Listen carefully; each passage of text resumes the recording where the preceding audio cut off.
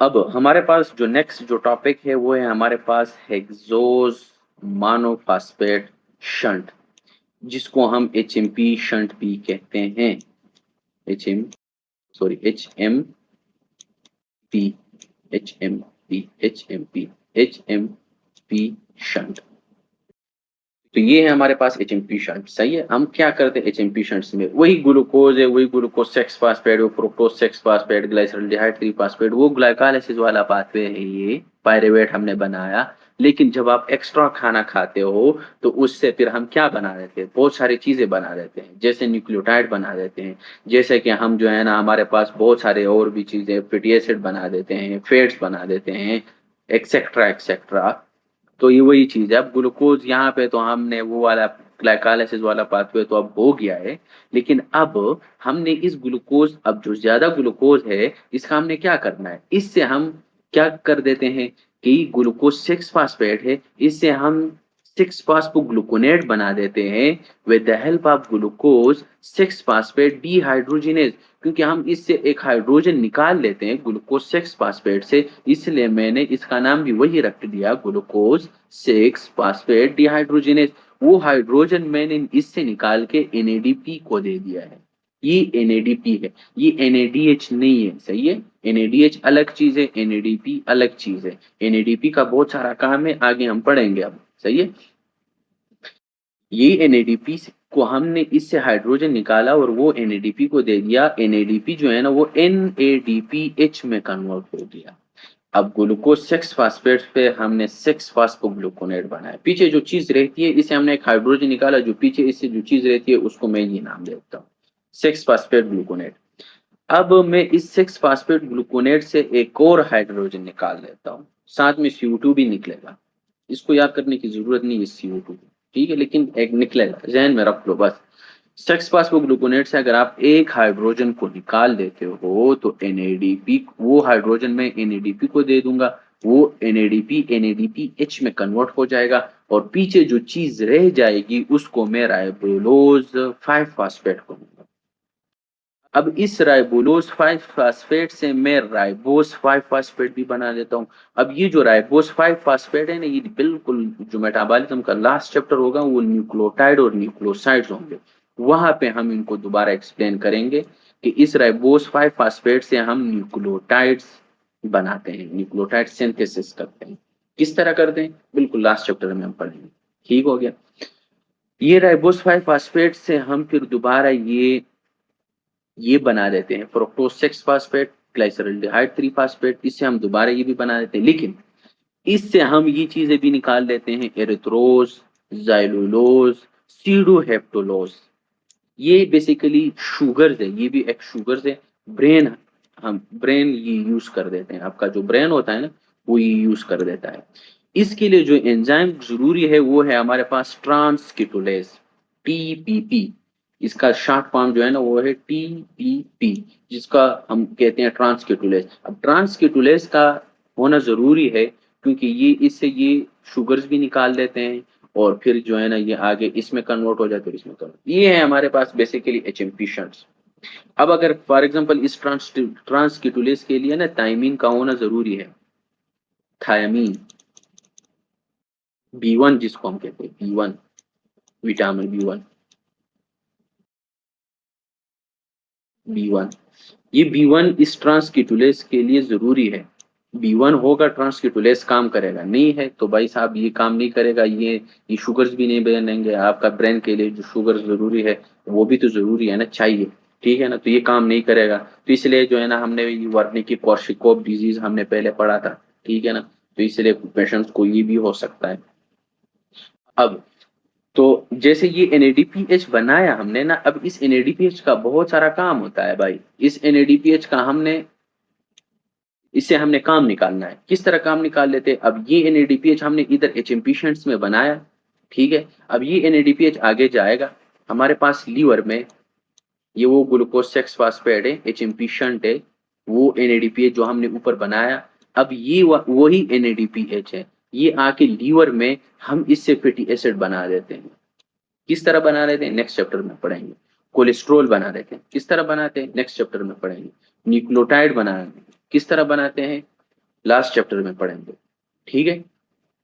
Liver में ये 3 काम कर देते हैं इस NADPH से, यानी बहुत सारा काम है NADPH का, इसका होना ज़रूरी है, ठीक है। तो ये हम ये 3 चीज़ें सिर्फ़ लीवर में काम करता है कि इससे हम फैटी एसिड बना देते हैं, कोलेस्ट्रॉल बना देते हैं, न्यूक्लियोटाइड्स बना देते हैं, एक्सेट्रा, एक्सेट्रा। अब न्यूट्रोफिल्स में हम इस NADPH का जो है ना होना ज़रूरी है, ये वही NADPH है, ये आके हमारे पास जो O2 है ना, ये बेसिकली रेडिकल ऑक्सीजन स्पीशीज़ जो होते हैं ना, ये हमारे पास जिस्म में बन जाते हैं, ठीक है ना? तो आरबीसी में अगर बन जाते हैं, ये अभी हम आगे पढ़ेंगे जो नेक्स्ट टॉपिक है ना अभी, इसी में है, वैसे इसी टॉपिक में है, अभी मैं एक्सप्लेन करूँगा। तो जो रेडिकल ऑक्सीजन स्पीशीज़ है ना, ये बेसिकली जिस्म में बन जाते हैं। कुछ चीज़ जगहों के लिए तो ठीक है, अगर हमने रेडिकल ऑक्सीजन स्पीशीज़ बनाया, तो हम उससे बैक्टीरिया मारते हैं, जैसे कि न्यूट्रोफिल्स है ना, तो न्यूट्रोफिल्स में हम ये रेडिकल ऑक्सीजन बना देते हैं, इससे हम बैक्टीरिया को जो है ना वो मार देते हैं, किल बैक्टीरिया, ठीक है। तो यहाँ पे ये जो है ना, ये बेसिकली रेडिकल ऑक्सीजन स्पीशीज़ है। इसके अलावा जो है ना हमारे पास एरिथ्रोसाइट्स में अगर हम रेडिकल ऑक्सीजन स्पीशीज वहां पे बन जाते हैं, तो ये देखें ना, ये रेडिकल ऑक्सीजन स्पीशीज है, जहाँ पे जिस तरह यहाँ पे हमने बनाया था रेडिकल ऑक्सीजन स्पीशीज, इससे हम बैक्टीरिया मारते हैं, ठीक है ना। आपका न्यूट्रोफिल्स किस तरह बैक्टीरिया को मारता है, वो बेसिकली इसी तरीके से मार देता है। अब यहाँ पे हमारे पास आरबीसी में भी यही रेडिकल ऑक्सीजन स्पीशीज बन जाता है, लेकिन इसको जो है ना हम ये NADPH का होना जरूरी है। अब NADPH आएगा, इसको जो है ना इलेक्ट्रॉन देगा, किस तरह देगा अभी मैं इसको एक्सप्लेन करूंगा। और ये रेडिकल ऑक्सीजन स्पीशीज जो है ना, वो मैं H2O में कन्वर्ट करूंगा, इसको मैं न्यूट्रलाइज करूंगा। तो आगे जो है ना अब आरबीसी में ये रेडिकल ऑक्सीजन स्पीशीज जो है ना वो काम खराब नहीं करेगा, क्योंकि अगर ये इसको हम न्यूट्रलाइज ना करें ना आरबीसी में, तो ये जाके हमारे पास बैक्टीरिया सॉरी आरबीसी को जो है ना तोड़ लेता है, और इस वजह से अनीमिया होता है, हमारे पास हेमोलिटिक एनीमिया होता है, ठीक है। अब हमारे पास क्या होगा कि हमारे पास जो है ना ये हमने इससे पानी बना दिया, न्यूट्रलाइज किया, लेकिन फॉर एग्जाम्पल अब हमारे पास यहाँ पे इस एंजाइम की डिफिशियंसी ग्लूकोज 6 फास्फेट डिहाइड्रोजिनेज यानी G6PD, इसकी अगर डिफिशियंसी आ जाए, ये काम नहीं करेगा। और ये HMP शंट का रेट लिमिटिंग एंजाइम है, सॉरी ये मैं भूल गया था, सही है, ये रेट लिमिटिंग एंजाइम है, ये G6PD HMP शंट का, सही है। अब अगर ये ग्लूकोज 6 फास्फेट डिहाइड्रोजिनेज एंजाइम नहीं है, ये काम नहीं करेगा, जब ये काम नहीं करेगा, ये NADPH बनेगा नहीं, ये नहीं बनेगा, ये नहीं बनेगा, NADPH है नहीं, NADPH का बहुत सारा काम है लीवर का, लीवर में ये सारी चीजें नहीं बनेंगे, ठीक है। अब और न्यूट्रोफिल्स में हमने रेडिकल ऑक्सीजन स्पीशीज बनानी है, इसलिए बनानी क्योंकि हमने बैक्टीरिया को मारना है। जब बैक्टीरिया को मारते हैं तो आप ठीक हो जाते हो, ठीक है। इसी वजह से हम अगर ये NADPH नहीं है, तो हम आरबीसी में इस रेडिकल ऑक्सीजन स्पीशीज को न्यूट्रलाइज कर देते हैं, इससे हम पानी बना देते हैं, क्योंकि अगर हम इसको न्यूट्रलाइज ना करें तो हमारे आरबीसी को मार देते हैं। न्यूट्रोफिल्स में हम रेडिकल ऑक्सीजन स्पीशीज बनाते हैं बैक्टीरिया मारने के लिए, जबकि आरबीसी में इस रेडिकल ऑक्सीजन स्पीशीज को न्यूट्रलाइज करते हैं, इससे हम पानी बना देते हैं, इसीलिए ताकि हम आरबीसी को, हमारे आरबीसी को ये मार न दें, हेमोलिटिक एनीमिया ना हो जाए, ठीक है। अब अगर फॉर एग्जांपल हमारे पास NADPH नहीं है, NADPH नहीं है, हमारे पास रेडिकल ऑक्सीजन स्पीशीज न्यूट्रोफिल्स में बनेगा नहीं, जब ये बनेगा नहीं, आपके पास जो बैक्टीरिया आपके जिस्म में अंदर चला जाता है, वो बैक्टीरिया मरेगा नहीं। जब वो मरेगा नहीं, और इसको हम कहते हैं क्रोनिक ग्रेनुलोमेटस डिजीज, ये मोस्ट जेनेटिक मसला है, इस बीमारी को हम जनरल पैथोलॉजी में पढ़ेंगे, सही है। लेकिन यहाँ पे आप लोगों को पता होना चाहिए मॉलिक्यूलर लेवल पे कि NADPH नहीं है, बैक्टीरिया मरेगा नहीं, और यहाँ पे पेशेंट्स को जो है ना वो हमारे पास क्रोनिक ग्रेनुलोमेटस डिजीज हो सकता है, ठीक है। और ये मोस्ट फ्रीक्वेंटली काज जेनेटिक मसला है, जेनेटिक डिजीज है, ठीक है। क्योंकि हमारे पास जो NADPH है ना, ये मौजूद नहीं होता, ये नहीं होता है। जब ये नहीं होता है, हमारे पास रेडिकल ऑक्सीजन स्पीशीज नहीं बनेगा, ये नहीं बनेगा, बैक्टीरिया मरेगा नहीं, हमारे पास मसला आ सकता है, उसको हम कहते हैं क्रोनिक ग्रेनुलोमेटस डिजीज, ठीक है। अब नेक्स्ट, जिसमें हमारे पास जो बीटा कैटालेस पॉजिटिव ऑर्गेनिज्म होते हैं, सच एज स्ट्रेप्टो स्टेफिलोकोकस है, क्लेप्सेला है, इकोलाई है, कैंडेडिया है, अस्परजिलोसिस है, ठीक है ना? ये हमारे पास सारे टेस्ट बैक्टीरियाज़ हैं, इनका इन्फेक्शन बहुत ज़्यादा हो जाता है। वैसे माइक्रो में हम पढ़ेंगे ये बैक्टीरियाज़ सारे, ठीक है? अब हमारे पास तो लीवर का भी काम खत्म हो गया, न्यूट्रोफिल्स का भी काम खत्म हो गया, सिर्फ अब रहता है एरिथ्रोसाइट्स यानी आरबीसी रहता है। आरबीसी में देखें वही एनएडीपीएच बना, ठीक है ना? एनएडीपी आ गया। अब हमारे पास आरबीसी में हमारे पास एक एंजाइम होता है, उसका नाम है ग्लूटाथायोन पर ऑक्सीडेज। ऑक्सीजन से हमने H2O2 रेडिकल ऑक्सीजन स्पीशीज बन गया। क्यों बना? क्योंकि ये खुद ब खुद बन जाते हैं, स्पॉन्टेनियसली ये बन जाते हैं, ठीक है? जब ये बना तो हमारे पास यहाँ पे ग्लूटाथायोन पर ऑक्सीडेज एंजाइम होता है, इससे हम H2O बना देते हैं। लेकिन ये ग्लूटाथायोन पर ऑक्सीडेज ये एक इलेक्ट्रॉन लेता है, जहां से हमने प्रोटॉन यहाँ पे हम रिमूव कर देते हैं ना, वो हम ग्लूटाथायोन रिडक्टेज को दे देते हैं। ये रिड्यूस हो गया है। जैसे हमने पढ़ा था ना ऑक्सीडेशन और रिडक्शन। ऑक्सीडेशन का क्या मतलब होता है कि आप एक ऑक्सीजन को ऐड कर देते हो, उसको ऑक्सीडेशन कहते हैं। लेकिन मैंने एक और डिफिनीशन भी बताया था कि ऑक्सीडेशन उसको कहते हैं कि जब आप एक प्रोटॉन या इलेक्ट्रॉन को रिमूव करो तो उसको हम ऑक्सीडाइज कहेंगे या ऑक्सीडेशन कहेंगे। जबकि रिडक्शन जो होता है, आप एक इलेक्ट्रॉन को ऐड करो या प्रोटॉन को ऐड करो और ऑक्सीजन को रिमूव करो, उसको हम कहेंगे रिडक्शन। अब यहाँ पे मैंने इस ग्लूटाथायोन जो ऑक्सीडाइज ग्लूटाथायोन है, इसको मैंने रिड्यूस करना है। रिड्यूस का क्या मतलब होता है कि इसको मैंने एक इलेक्ट्रॉन या प्रोटॉन देना है। तो ये देखे ना ग्लूटाथायोन अब मैंने रिड्यूस किया है, रिडक्टेज किया, तो इसने एक इलेक्ट्रॉन ले लिया। क्योंकि ये ऑक्सीडाइज ग्लूटाथायोन को अगर मैं रिड्यूस कर देता हूं, कब रिड्यूस करूंगा? जब मैं इसको एक इलेक्ट्रॉन या प्रोटॉन दे दूं, तो ये जाके रिड्यूस हो जाएगा। अब ये जो ग्लूटाथायोन ऑक्सीडाइज ग्लूटाथायोन है, ये रिड्यूस ग्लूटाथायोन हो जाएगा। क्यों? क्योंकि मैंने इससे एक प्रोटॉन निकाला और वो मैंने ग्लूटाथायोन को दे दिया।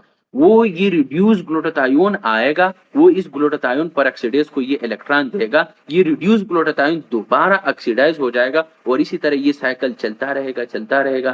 क्योंकि ये यहाँ से हमने इस इलेक्ट्रॉन को ऊपर से लेके आना है, इस ग्लूटाथायोन पर ऑक्सीडेज को देना है, ठीक है? फिर ये जो है ना ऑक्सीडाइज हो जाता है, फिर हम इसको रिड्यूस कर देते हैं, फिर आके इसी तरह ऑक्सीडाइज होगा, फिर रिड्यूस होगा और ये इलेक्ट्रॉन ग्लूटाथायोन पर ऑक्सीडेज को देगा। और ये हमारे पास ये जो रेडिकल ऑक्सीजन स्पीशीज है, इसको हम न्यूट्रलाइज करेंगे। अब हमारे पास NADPH है नहीं है, तो ऑक्सीडाइज ग्लूटाथायोन तो रिड्यूस होगा नहीं। जब ये होगा नहीं, हमारे पास ग्लूटाथायोन पर ऑक्सीडेज काम नहीं करेगा, क्योंकि इसको वहां से हम प्रोटॉन लेके आते हैं, इसको दे देते हैं और ये न्यूट्रलाइज हो जाता है। अब ये काम चलेगा नहीं, ये काम नहीं चलेगा, ये नहीं चलेगा, ये नहीं चलेगा, क्योंकि हमारे पास NADPH नहीं है, ये नहीं चलेगा। अब H2O2 जो है ना H2O में कन्वर्ट नहीं होगा, ये पीछे से इकामुलेट हो जाएगा, इंक्रीज हो जाएगा और ये रेडिकल ऑक्सीजन स्पीशीज है। और ये रेडिकल ऑक्सीजन स्पीशीज आपके जाके आपके आरबीसी को क्या करेगा? तोड़ेगा। अब हमारे पास तोड़ेंगे कैसे? इससे हमारे पास हैंड्स बॉडीज बन जाते हैं। हैंड्स बॉडीज, अब मैं आपको लोगों को वो कॉन्सेप्ट दे रहा हूं कि हैंड्स बॉडीज है क्या। अब हमारे पास ये रेडिकल ऑक्सीजन स्पीशीज बन गई। अब रेडिकल ऑक्सीजन स्पीशीज बन गई, आपके आरबीसी को ये खाएगा, तोड़ेगा। जब तोड़ेगा, आरबीसी टूटेगी, आरबीसी टूटेगी, एनीमिया आ सकता है और इस एनीमिया को हम कहेंगे हेमोलिटिक एनीमिया। और ये most common cause of haemolytic anaemia is G6PD। आप लोगों को याद है G6PD? हमने पढ़ा था ग्लाइकोलाइसिस पाथवे में कि हमारे पास एक पायरुवेट डिहाइड्रोजिनेज है, अगर इसकी डिफिशियंसी हो तो हमारे पास भी हेमोलिटिक एनीमिया हो सकता है। लेकिन ये वो सेकंड मोस्ट कॉमन काज था, ये मोस्ट कॉमन काज है, ठीक है? तो ये ग्लूकोज 6PD है, G6PD, glucose 6 phosphor dehydrogenase enzyme की डिफिशियंसी हो तो most common cause of haemolytic anaemia, ठीक है? ये बहुत अहम बात है, आप लोगों ने जहन में रखनी है। अब हमारे पास तो एनीमिया होगा।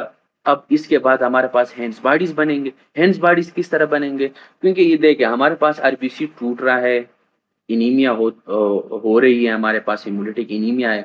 लेकिन फिर आरबीसी सोच रहा है कि यार हमारे पास तो ऊपर से इलेक्ट्रॉन जो ऊपर से आ रहा था, इधर से वो तो आ नहीं रहा है। लेकिन खैर हम क्या कर देते हैं कि हम अपना आरबीसी ये काम कर देता है कि हम हीमोग्लोबिन का जो है ना वो डाइसल्फाइड बॉन्ड बना देता है, ताकि हमारे पास ये जो रेडिकल ऑक्सीजन स्पीशीज है ना, ये अगर इनको हम न्यूट्रलाइज करें, बन रहा है लेकिन इसको हमने न्यूट्रलाइज करना है, जाके ये पानी में वाटर इसे हम बना देते हैं, तो आपका हीमोग्लोबिन जो है ना वो आपके एक दूसरे के साथ ना डाइसल्फाइड बॉन्ड बना रहता है। जब वो डाइसल्फाइड बॉन्ड बना देता है ना, तो वो हमारे पास आरबीसी का स्ट्रक्चर जो है ना वो चेंज हो जाता है।